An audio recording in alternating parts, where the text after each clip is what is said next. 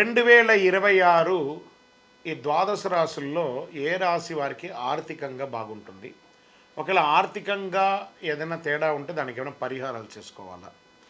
మనం ఇప్పుడు అది చూడబోతున్నాం. 2026 సంవత్సరం పరాభవ నామ సంవత్సరంలో మేషరాశి వారికి ఆర్థిక అభివృద్ధి మరియు పరిహారాలు ఎలా ఉన్నాయంటే, ఈ పరాభవ నామ సంవత్సరం మేషరాశి వారికి శని ద్వాదశ స్థానం గోచారం వల్ల ఖర్చులు పెరిగే అవకాశం ఉంది. కాబట్టి ఆర్థికంగా ఎదగడానికి కొన్ని శాస్త్రబద్ధమైనటువంటి పరిహారాలు చెప్పడం జరిగింది.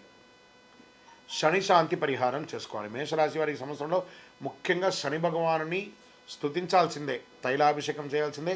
శని 19,000 సార్లు శని భగవానుని బ్రాహ్మణుల చేత జపం చేయించుకొని ఆ హోమాదులన్నీ చేసుకోవాలి.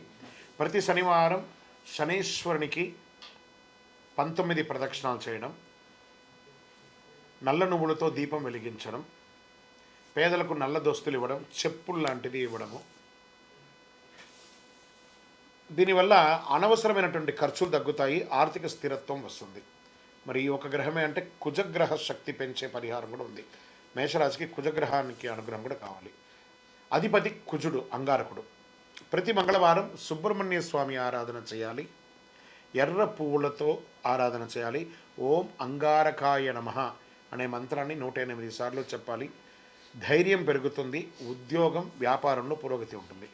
మరి లక్ష్మీ కటాక్షం కోసం ఏమైనా పరిహారం చేయాలా అంటే, ఆర్థిక అభివృద్ధికి చేయాల్సిందే. ప్రతి శుక్రవారం లక్ష్మీదేవి పూజ చేయాలి, కుంకుమార్చన చేయాలి, పసుపు బెల్లం దానం ఇవ్వాలి. దీనివల్ల ధనయోగం పెరుగుతుంది, సంపద నిల్వ ఉంటుంది. ఇంకా దీని తర్వాత గోపూజ అనేది ఒకటి చేయాలి. మేషరాశి వారికి శుభం. నెలలో ఒకసారైనా గోపూజ చేయండి మేషరాశి వారు. పశువులకి పచ్చ గడ్డి దానం ఇవ్వండి. ఇంకా దీనికోసం ఒక ప్రత్యేక మంత్రం కూడా ఉంది. ఎలా చేయాలంటే, ప్రతిరోజు ఉదయం ఓం శ్రీం మహాలక్ష్మి నమః అని 108 సార్లు చేయండి. దీనివల్ల ధన ప్రవాహం పెరుగుతుంది, వ్యాపార అభివృద్ధి పెరుగుతుంది. పెట్టుబడులు ఆలోచించి పెట్టాలి, అప్పులు తగ్గించాలి, కొత్త అవకాశాలు ఉపయోగించుకోవాలి. శని శాంతి, కుజశక్తి, లక్ష్మీ కటాక్షం ఈ 3 ఉంటే మేషరాశి వారికి పరాభవనామ సంవత్సరం ఆర్థికంగా అభివృద్ధి చెందుతారు. విజయోస్తు.